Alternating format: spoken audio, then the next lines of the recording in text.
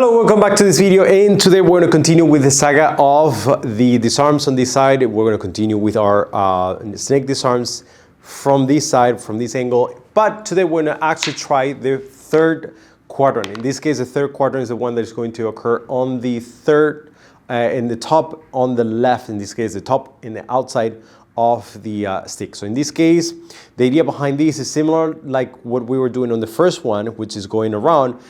But on the first and the second quadrant, they were kind of easier because your hand is much closer, and then you can go down and up much quicker as the other person pulls back, and you can hopefully trap the person's forearm or wrist. Now, the problem with this one is that that is going to occur normally when you're slightly farther than that quadrant that we were targeting before, meaning I'm actually going to distance myself so you can actually see it. So as you can see at this range, I would have to extend all my arm in order for me to even start, let alone to continue. As you can see, that's going to be very far from me. So in that case, I might actually favor this area because it's going to be closer to my body, particularly closer to my hand. So rather than, again, crossing towards the other side, crossing towards the opposite side, what I'm going to do is I'm actually going to go towards the same side, in this case, the third quadrant.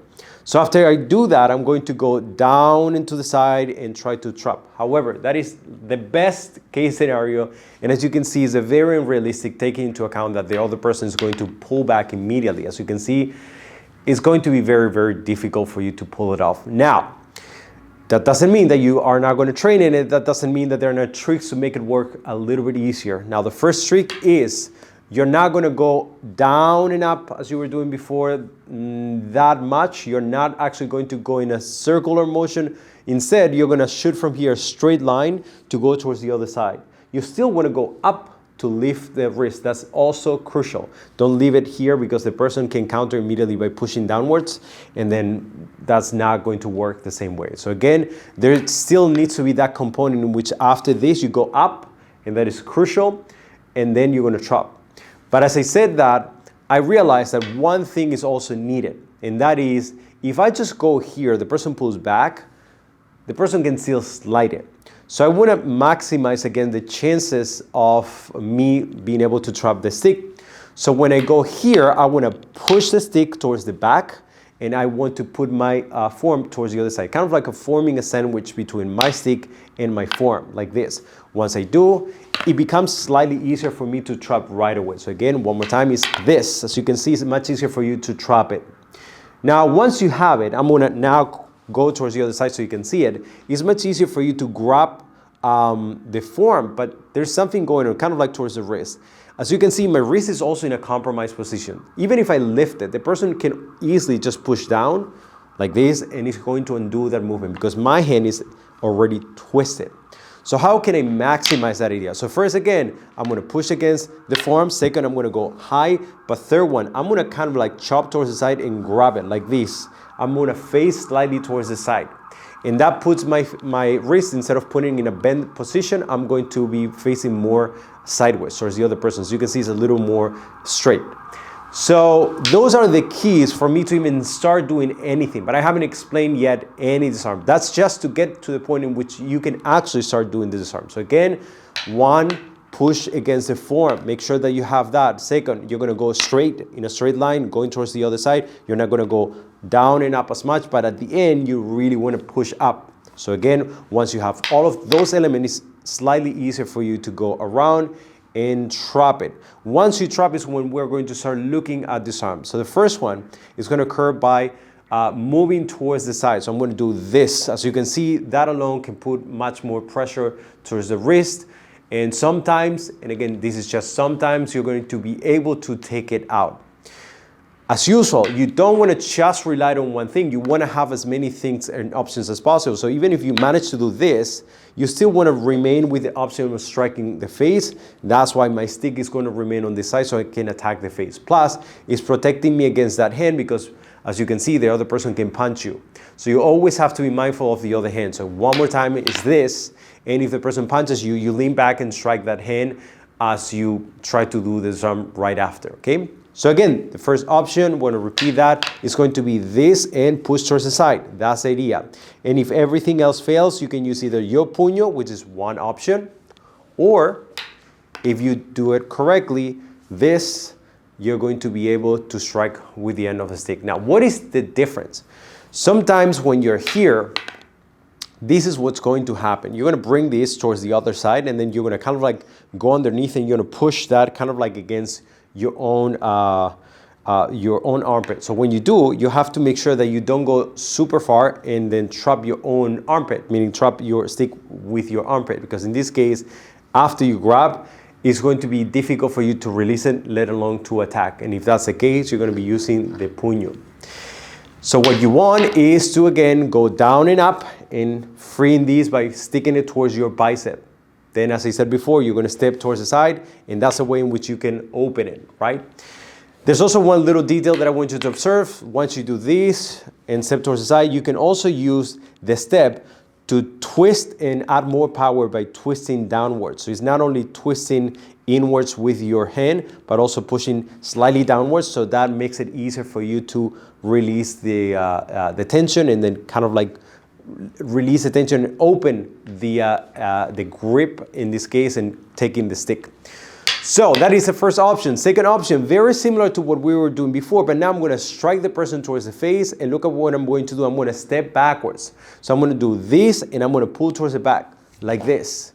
So in this case, I'm maximizing the pulling. And you want to do both the strike and the pulling at the same time. So we're going to do the same thing. Again, the same idea. You're going to push against your form. Don't forget about this. It will be more like this.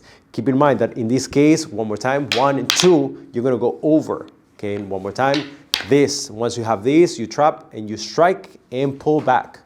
Now, when you train, I would say release that pressure. When you don't train, when you want to add a little more realism, even when you're training, if you are comfortable with your partner, you're gonna remain with the grip for a little bit and pull back. But you have to let the other person know. Why? Because these, and I'm going to show you why, is already bad. But when you strike and pull with a lot of power, you can actually hurt the other person, because overall, if the person maintains the grip, it's going to be difficult for the other person to respond on time. So make sure that you communicate with your partner, you let the person know before you try to do that and continue the grip, right? Third option, very similar to what we were doing before. After you do this and you go up, you're going to strike, but now look at the difference. Now you're going to strike, you're going to put your stick on top of the other person's form. And this is the key.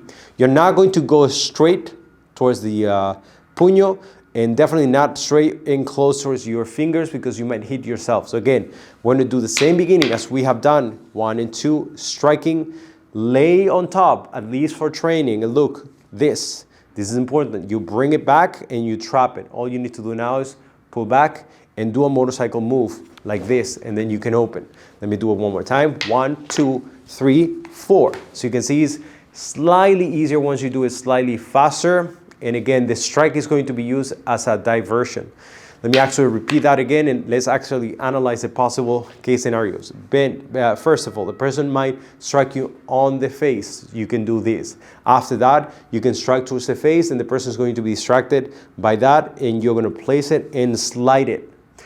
That doesn't mean that you're going to be placing first and slide it. You can actually go quick right away, but in the beginning, to get the tactile sensation, to feel how the stick is going to travel, it's advisable to just place your stick first and then move towards the back. If you don't, again, chances are that you're either going to hit your fingers, or then you're going to miss and then go up and even hit the other person's fingers. So to avoid all of these, what you're going to do again is after this, strike, place, and substitute. Very important. Grab with both hands, and then you're going to do the motorcycle going downwards and pull it. That's it. Now, fourth and final thing that we're going to see, and this is probably one of the most important, if not the most important of all of the options that we're going to see, and that is probably that's not going to work. I'm going to mention that from the very beginning. I wanted to mention that from the very beginning, and I wanted to emphasize that yet again, because I want to emphasize that this is not easy. And by the way, disarms are never easy, and they're very, very complicated to pull off. Horrible to train, but also much, much more difficult to pull off in any real fight. There are chances in which you will be able to hold the stick, particularly when you're in slightly shorter range, but still very doubtful that they're going to be looking like what you're seeing right now. It's definitely not going to be as clear and not clean. It's going to be messy. It's going to be you just trying to pull with as much power as possible. What I would emphasize is two things. One, use your body, meaning this is important. Use your body so you can maximize the power when you do. Second, keep attention to everything that I have said. And one more bonus thing that I'm going to say. If everything else fails, that's when you're going to do what I'm about to do. Because probably when you're starting to do this, you're not going to be able to even grab the hand, because as you do, the person's going to lean back. You still want to grab something. Grab the stick. And that is probably the most realistic case that, again, we're going to see. And I want you, even if it's the last, precisely because of the last, I want to remind people that this, if anything, is going to be the most likely situation that you're going to encounter.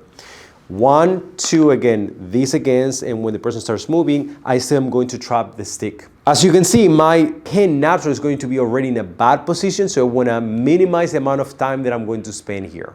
I don't want this at all, because the person can do that or push down, and that's going to actually hurt my wrist more than anything. So again, 1 and 2, once you're here, you go up, and then you're going to trap the stick as the person's moving backwards.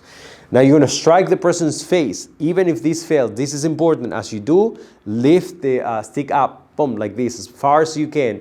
You're not going to lift it with your wrist. Again, this is going to be very, very painful, and that's why I emphasized in the beginning, use your body. So why? Use your entire body. Push from your hips like this as you enter. Now, a couple of things that you can do. You can actually place this on top and just pull back. That's actually useful. But for today, I'm actually going to show you something slightly easier. You're going to continue the grip here. You're going to bring this after. So it's going to be striking 1, striking 2, and look, I'm going to use my wrist to push backwards towards my left hip, in this case, in this direction. After I attack the person, look, it's just this. Now, why the 2 strikes? Because the first one, the person might actually be smart and just move out of the way, boom, like this, right? And then the second one is much easier to continue. So every time you do this, the person can move in any direction. I can adjust immediately. Move in any other direction, I can adjust much, much easier. And again, this is just a distraction because it allows me for the first one to use this and for the second one to feel as an attack and already be ready. So the second is not only this an attack, is that the attack is already putting my wrist next to the other person's wrist so I can pull back. So again, one more time. 1, 2, 3. Again, striking. If you can, you can strike and grab it, or if you grab first, you can strike and push up. The important thing is after that, you're going to strike with the top of your head, to the top of the head, excuse me, and then place this on top of the other person. Again, you want this to be quote unquote as comfortable as possible, so don't push too high up. With, in particular, don't use your wrist, because if you do, it's going to be very painful for you. Use your entire hips to push up. What you can do alternatively is to pinch with your elbow. When you do, you can actually feel that your lats can actually compress the stick, and you can use that to push up much easier rather than having to rely always with your wrist. So when you do, strike, and now pull back. So as you can see, there's plenty of things that you can do. I just gave you 4 different options that you can use for the snake on the 3rd quadrant. Keep in mind that as every time that I'm going to discuss any disarm, these are very complicated things to pull off in any fight, let alone to do it at full speed and because normally we talk about sparring a lot, and even sparring is complicated, let alone again a real fight. So that's going to be very, very, very difficult. But even if you do, it would look more like the 4th case scenario more than the 3rd case scenario. Even if you manage to do the 1st, 2nd, or 3rd case scenario, it's still not going to look the same way. So you have to maximize that by using your body, particularly by moving and twisting towards one side and quickly towards the other side. Again, the key is also not to hurt your wrist, so make sure that you twist enough so your wrist, rather than being bended all the time, is slightly more straight. And make sure that when you do, you also distract the person by striking the person rather than just trying to pull right away. Distractions are important because, again, it calls the attention towards one area, and then you make the other person to forget about something else, and that's where you can cash in your strikes, okay? So as usual, thank you so much for watching this video. If you like it, please click like and subscribe, and I'll see you in the next one. Thank you. Ush.